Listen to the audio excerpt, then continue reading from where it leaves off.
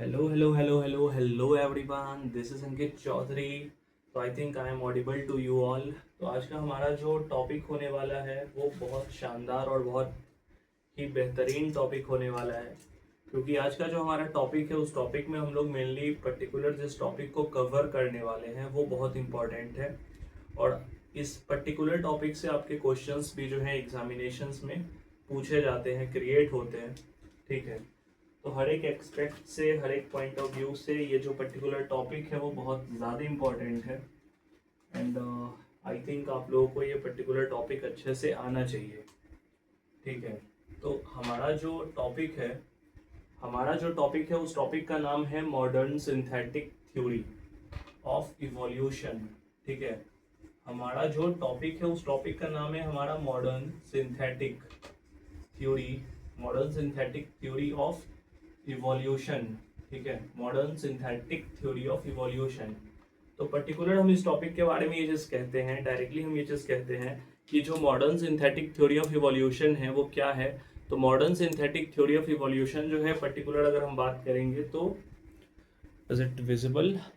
हाँ, तो हमारा जो modern synthetic theory of evolution है वो पर्टिकुलर क्या है. तो हम यहाँ पे ये चीज़ कह सकते हैं कि ये मेनली दो कॉन्सेप्ट को मर्ज करके ये पर्टिकुलर थ्योरी आई है. ठीक है, दैट इज कि हम यहाँ पे ये चीज़ कह सकते हैं कि डार्विन का जो इवोल्यूशनरी थ्योरी था, डार्विन का जो इवोल्यूशनरी थ्योरी है, प्लस जो मेंडल थे उनका जो जेनेटिक्स है.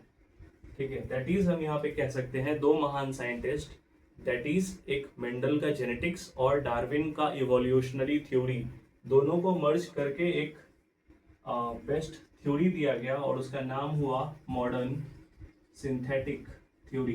ठीक है, modern synthetic theory of evolution, modern synthetic theory of evolution. That is हम यहाँ पे ये चीज कह सकते हैं कि मॉडर्न सिंथेटिक थ्योरी एक इवोल्यूशनरी थ्योरी है जो दो साइंटिस्ट के थ्योरी को मर्ज करके मेनली दिया गया है, डार्विन और मेंडल के थ्योरी को मर्ज करके दिया गया है. ठीक है, और इस पर्टिकुलर थ्योरी को हम लोग नियो डार्विनिज्म, ठीक है, नियो डार्विनिज्म थ्योरी भी कहते हैं. इस थ्योरी को ही हम लोग नियो डार्विनिज्म थ्योरी भी कहते हैं. ठीक है, पर्टिकुलर हम लोग यहाँ पे अभी तक मेनली दो चीज़ें अभी ओवरऑल हम लोग यहाँ पे देखे हैं. पहला तो हम बोले कि सर ये जो थ्योरी है वो दो साइंटिस्ट के वर्क को हम लोग एक जगह कोलैब कर दिए और उससे जो एक नए थ्योरी का क्रिएशन हुआ वो पर्टिकुलर थ्योरी को हम मॉडर्न सिंथेटिक थ्योरी बोले सर कौन से दो साइंटिस्ट थे. तो पहले हम बोले सर जो दो साइंटिस्ट है वो पहले डार्विन है, उनका इवोल्यूशनरी थ्योरी, और मेंडल का जो जेनेटिक्स वाला पार्ट है, दैट इज मेंडल के जेनेटिक्स को असेंबल करके हम एक न्यू थ्योरी लेकर के आए हैं जिसका नाम है modern synthetic theory of evolution. ठीक है, इसी को हम न्यू डार्विनिज्म भी कहते हैं. ठीक है, उसके बाद हम यहाँ पे ये चीज कहते हैं, हाँ, हम ओवरऑल बोले सर ये समझ गए, अच्छे से आ गया, बट पर्टिकुलर हमें ये चीज़ पता होना चाहिए कि अगर हम कोई थ्योरी पढ़ रहे हैं तो उसका क्या यूज़ हो सकता है, दैट इज क्या किस एस्पेक्ट में ये काम आता है. ठीक है, तो हम यहाँ पे डायरेक्टली हम यहाँ पे ये चीज़ बोलेंगे कि it describes the evolution of life in terms of genetic changes occurring in the population. ठीक है, दैट इज हम बोले किसी भी पर्टिकुलर पॉपुलेशन में किसी भी तरीके का जेनेटिक चेंज आता है. ठीक है, किसी भी पर्टिकुलर पॉपुलेशन में किसी भी तरीके का जेनेटिक चेंज अगर आता है तो हम यहाँ भी ये चीज़ बोलेंगे कि वो चेंज किस वजह से हो रहा है, क्या फैक्टर है जो वो चेंज करवा रहा है, या फिर क्या ऐसे फैक्टर हैं जिसके वजह से पर्टिकुलर न्यू स्पीशीज का फॉर्मेशन हो रहा है या फिर पर्टिकुलर किसी स्पीशीज का एक्सटेंशन हो रहा है. तो वो फैक्टर है जो इसके पीछे काम कर रही है. ठीक है, उसके बाद हम बात करेंगे कि इससे जो है हम लोग को जेनेटिक पॉपुलेशन, ठीक है, जेनेटिक पॉपुलेशन या फिर मेंडल के genetics, that is Mendelian genetics को भी समझने में बहुत आसानी होती है. इस थ्योरी के बेसिस पे हम लोग जेनेटिक पॉपुलेशन या फिर मेंडेलियन के जेनेटिक्स को भी अच्छे से समझ सकते हैं, कॉन्ट्राडिक्ट कर सकते हैं. ठीक है, उसके बाद हम बोलेंगे, इसके अलावे हम जीन पूल क्या होता है वो भी अच्छे से समझ सकते हैं, ठीक है। जेनेटिक फ्रीक्वेंसी क्या होता है वो भी हम इस थ्योरी के थ्रू समझ सकते हैं, ठीक है। तो there are various kind of thing जो हम लोग इस पर्टिकुलर थ्योरी के थ्रू समझ सकते हैं। उसके बाद हम बोलेंगे कि पर्टिकुलर कुछ ऐसे मेजर सेगमेंट हैं जो इस थ्योरी के अंदर जो है आपको आ जाते हैं, ठीक है। कुछ जो मेजर पोर्शन है, मेजर सेगमेंट है, दैट इज कि हम यहाँ पे ये चीज कह सकते हैं, major segment, major portion comes under this theory, major portion comes under this theory, major portion comes under this theory is, हाँ, तो सबसे बड़ा पोर्शन क्या हो सकता है जो इस थ्योरी के थ्रू हम लोग कवर कर सकते हैं। तो हम यहाँ पे डायरेक्टली ये चीज बोलते हैं कि सर इस पर्टिकुलर थ्योरी के थ्रू हम लोग जो है वेरिएशंस को देख सकते हैं, ठीक है। हम लोग इस थ्योरी के थ्रू वेरिएशंस को देख सकते हैं, आइसोलेशन एंड स्पीशिएशन के कॉन्सेप्ट पे बात कर सकते हैं, आइसोलेशन एंड स्पीशिएशन के कॉन्सेप्ट पे बात कर सकते हैं। हाँ, ये जो वेरिएशन है ये जेनेटिक वेरिएशन होगा हमारा, जेनेटिक वेरिएशन पे देख सकते हैं। फिर हम बोलेंगे आइसोलेशन एंड स्पीशिएशन पे बात कर सकते हैं, ठीक है। उसके बाद हम बोलेंगे कि नेचुरल सिलेक्शन के कॉन्सेप्ट पे भी ये जो थ्योरी है ये बात करती है। This theory also works on the natural selection, ठीक है। तो ये जो पर्टिकुलर थ्योरी है ये नेचुरल सिलेक्शन पे भी बात करती है। उसके बाद हम बोलेंगे कि ये जो पर्टिकुलर थ्योरी है इसके थ्रू हमें ये भी पता चलता है कि इवोल्यूशन कैसे होता है और इवोल्यूशन कैसे प्रोसेस किया जाता है, इवोल्यूशन कैसे प्रोसेस होता है और इवोल्यूशन कैसे प्रोसीड होता है, हम पर्टिकुलर इस थ्योरी के थ्रू ये भी कह सकते हैं, ठीक है। उसके बाद हम यहाँ पे बोलेंगे, हाँ, पर्टिकुलर क्या क्या ऐसे फैक्टर्स हैं जो इस थ्योरी को लगते हैं, या फिर इस थ्योरी के कुछ ऐसे फैक्टर्स हैं जो इस थ्योरी के बेसिस पे काम आते हैं, जो हम लोगों को देखना बहुत इंपॉर्टेंट है। तो हम यहाँ पे ये चीज कह सकते हैं, factors of modern synthetic theory of evolution, ठीक है। Factors, factors of modern synthetic theory of evolution, factors of modern synthetic theory of evolution, ठीक है। Factors of modern synthetic theory of evolution पे सबसे पहले हम ये चीज बोलेंगे कि हम लोग ऐसे फैक्टर्स के बारे में बात करेंगे, ऐसे फैक्टर्स के बारे में बात करेंगे जो मेनली चेंज कहाँ से हो रहा है किसी भी पॉपुलेशन में, या फिर क्या रीजन हो सकता है, उस पर्टिकुलर रीजन पे हम लोग बात करेंगे, ठीक है। तो ओवरऑल सबसे पहले हम देखेंगे, सबसे पहला जो फैक्टर हो सकता है वो हमारा हो सकता है जेनेटिक रिकॉम्बिनेशन। जो सबसे पहला फैक्टर है हमारा वो है हमारा जेनेटिक रिकॉम्बिनेशन। तो genetic recombination is the first factor, ठीक है, जो मॉडर्न सिंथेटिक थ्योरी के फैक्टर नंबर 1 के अंडर आ रहा है, ठीक है। इस पर्टिकुलर में हम यहाँ पे ये चीज कह सकते हैं कि जो जेनेटिक रिकॉम्बिनेशन होता है, दैट इज कि हम यहाँ पे ये कह सकते हैं ये एक ऐसा प्रोसेस है, ठीक है, ये एक ऐसा प्रोसेस है जहां पे नए कॉम्बिनेशंस ऑफ एलील का फॉर्मेशन होता है, ठीक है। The genetic recombination occurs during sexual reproduction at the time of gamete formation. That is हम यहाँ पे ये चीज कह सकते हैं कि यहाँ पे नए एलील्स का, न्यू एलील्स का फॉर्मेशन हो रहा है, ठीक है, न्यू एलील्स का फॉर्मेशन हो रहा है। और ये जो फॉर्मेशन हो रहा है ये हमारा सेक्सुअल रिप्रोडक्शन के थ्रू हो रहा है, ठीक है। दैट इज कि हम फैक्टर नंबर 1 में ये पर्टिकुलर बात बोले कि जेनेटिक रिकॉम्बिनेशन में नए एलील्स का फॉर्मेशन हो रहा है थ्रू सेक्सुअल रिप्रोडक्शन। उसके बाद हम यहाँ पे बात किए तो हम बोलेंगे सर म्यूटेशन भी हो रहा है, तो हम बोलेंगे हाँ म्यूटेशन भी हो रहा है। तो जो हमारा फैक्टर नंबर 2 है, फैक्टर नंबर 2 है, फैक्टर नंबर 2 पे हम बात करेंगे तो बोलेंगे जो हमारा फैक्टर नंबर 2 है, फैक्टर नंबर 2 हमारा म्यूटेशन है, फैक्टर नंबर 2 हमारा म्यूटेशन है। दैट इज म्यूटेशन, जैसा कि हम जानते हैं म्यूटेशन एक सडन हेरिटेबल चेंज है जो पर्टिकुलर किसी भी काइंड ऑफ जीन में हो सकता है, ठीक है।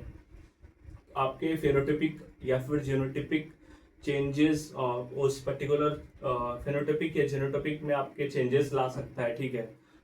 म्यूटेशंस जो है क्रोमोसोमल म्यूटेशंस भी होते हैं। उसके बाद हम बोलेंगे कि म्यूटेशन में क्या है, आइदर आपका एडिशन हो जाएगा, ठीक है, आइदर एडिशन हो जाएगा, आइदर एडिशन और डिलीशन।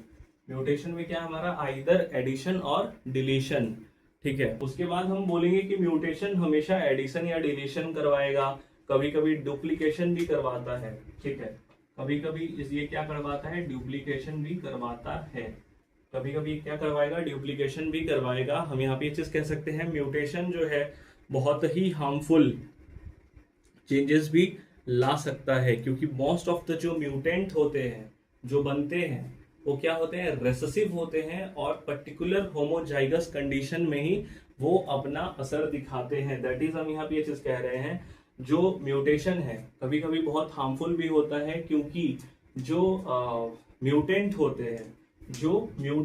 हैं कभी कभी क्या होते हैं, म्यूटेंट जो है कभी कभी क्या होते हैं, रेसेसिव होते हैं, और ये रेसेसिव होने के कारण जो है सिर्फ होमोजाइगस कंडीशन में ही अपना इफेक्ट शो करेगा। इस वजह से म्यूटेंट जो है क्या है, रेसेसिव है, और रेसेसिव होने की वजह से होमोजाइगस कंडीशन में ही अपना इफेक्ट शो करेगा। दैट इज हम यहाँ बोल सकते हैं ये बहुत हार्मफुल म्यूटेशन है, ठीक है। और कुछ ऐसे म्यूटेशन है जो नेचुरल सिलेक्शन के थ्रू होते हैं। दैट इज हमारे जो एंसेस्टर होंगे वो मंकी होंगे, चिंपैंजी होंगे, या फिर कुछ भी हो सकते हैं। तो वहां पे जो म्यूटेशन हुआ वो एडवांटेजिनस म्यूटेशन हुआ, एक ऐसा म्यूटेशन हुआ जिससे आज हम लोग एक ह्यूमन की तौर पे यहाँ पे एग्जिस्ट कर रहे हैं, ठीक है। दैट इज वो फिर नेचुरल सिलेक्शन वाला म्यूटेशन हो गया, जो कि मतलब समय के साथ हुआ, मतलब gradual small changes that occurs with the time, ठीक है। वो वाला जो हुआ वो काइंड ऑफ नेचुरल सिलेक्शन वाला म्यूटेशन हुआ, ठीक है। और उसके वजह से क्या हुआ, तो सर किसी भी पर्टिकुलर पॉपुलेशन में चेंज आ गया। उसके बाद हमारा जो थर्ड पॉइंट आता है, फैक्टर्स पे हम बात कर रहे थे, तो हमारा जो थर्ड पॉइंट है वो है हमारा genetic drift and gene flow, ठीक है। तो genetic drift and gene flow के बारे में अगर हम बात करें तो हम मेनली यहाँ पे एक चीज कहते हैं, हम यहाँ पे कहते हैं any changes in the gene allele frequency of a population due to sudden random change is referred to as genetic drift.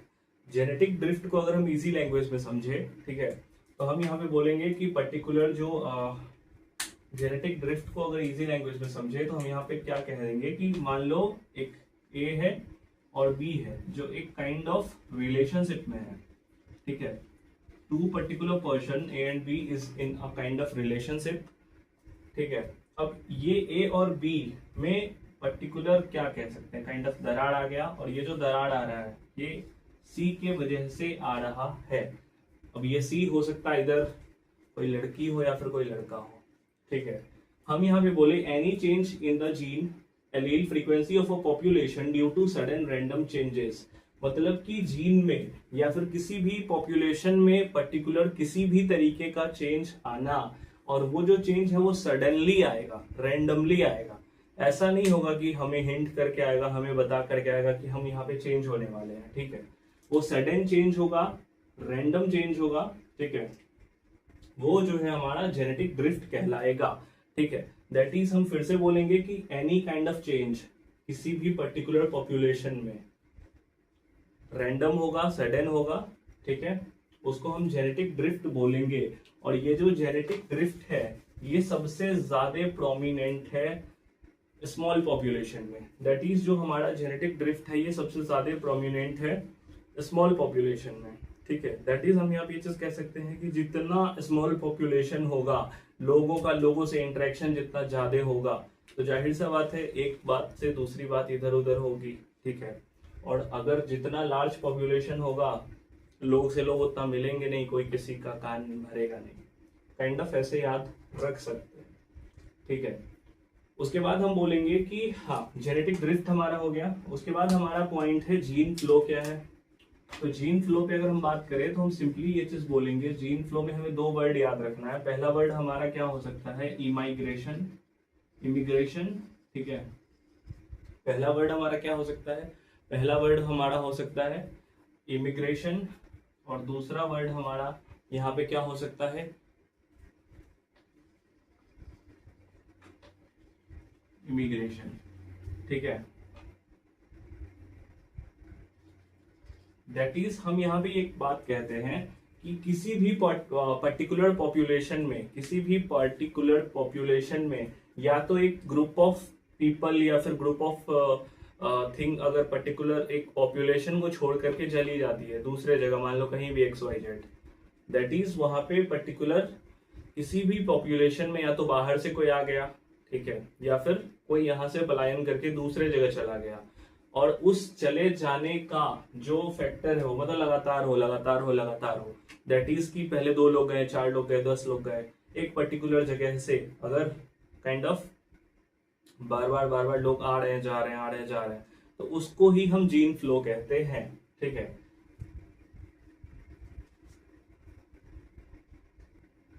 उसके बाद जो हमारा फोर्थ फैक्टर पे अगर हम बात करते हैं तो फोर्थ फैक्टर है हमारा नेचुरल सिलेक्शन, ठीक है, नेचुरल सिलेक्शन। दैट इज इस पर्टिकुलर टॉपिक में हम यहाँ पे ये कह सकते हैं कि हमारा फोर्थ जो फैक्टर है वो नेचुरल सिलेक्शन है। दैट इज कि हम कह सकते हैं कि हर ऑर्गेनिज्म बेटर एडेप्टेड है गिवन एनवायरनमेंट के लिए, ठीक है, और नेचर ने उसको प्रॉपर सेलेक्ट करके उसी जगह पे प्लेस करके रखा है, ठीक है।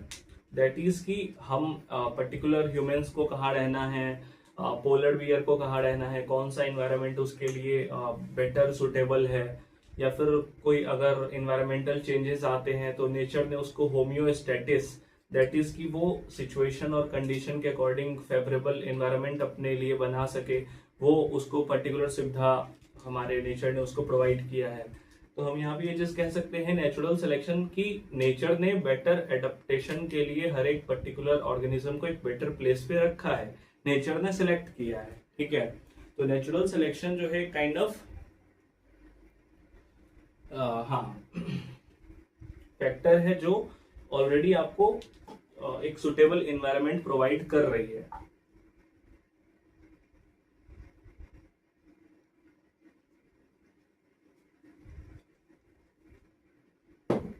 उसके बाद हम कह सकते हैं नेचुरल सिलेक्शन के बाद हम कह सकते हैं isolation. Isolation is one of the main topic, isolation is the main factor, isolation is the main factor of the isolation is the main factor of the modern synthetic theory of evolution। isolation is the main factor of the modern synthetic theory of evolution। और ऐसा हम इसलिए कह रहे हैं क्योंकि ये सबसे ज्यादा प्रोमिनिएंट और सिग्निफिकेंट फैक्टर में से एक है आइसोलेशन, ठीक है। आइसोलेशन एक ऐसा प्रोसेस है जिसमें हम पर्टिकुलर किसी भी इन्वायरमेंट में एनिमल्स को इंटरब्रीड करने से रोकते हैं, ठीक है। आइसोलेशन एक ऐसा प्रोसेस है जहां पे हम किसी भी इन्वायरमेंट में किसी भी ऑर्गेनिज्म को, एनिमल को हम इंटरब्रीड करने से रोकते हैं। तो ये kind of reproductive form of हमारा आइसोलेशन है।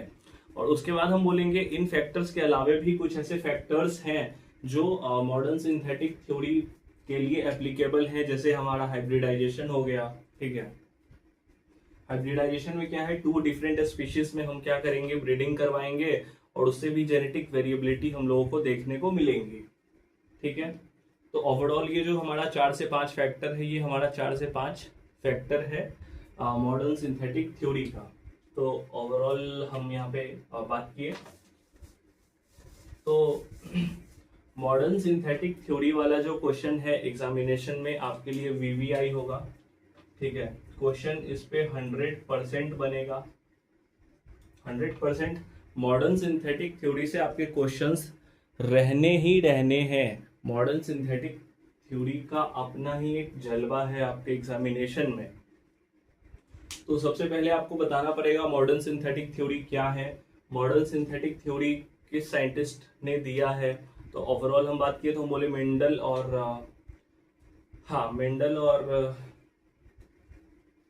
एक और साइंटिस्ट, मेंडल और डार्विन पे हम बात किए तो बोले मेंडल और डार्विन ने मिलकर मॉडर्न सिंथेटिक थ्योरी वो किया है। उन्हीं के कॉन्सेप्ट्स के बेसिस पे हम मॉडर्न सिंथेटिक थ्योरी पढ़ते हैं, ठीक है। मॉडर्न सिंथेटिक थ्योरी में हम लोगों ने क्या क्या फैक्टर्स देखे हैं आपको पूरा का पूरा एक्सप्लेन करना पड़ेगा, ठीक है। तो मॉडर्न सिंथेटिक थ्योरी हमारा यहाँ पे फिनिश हो गया है।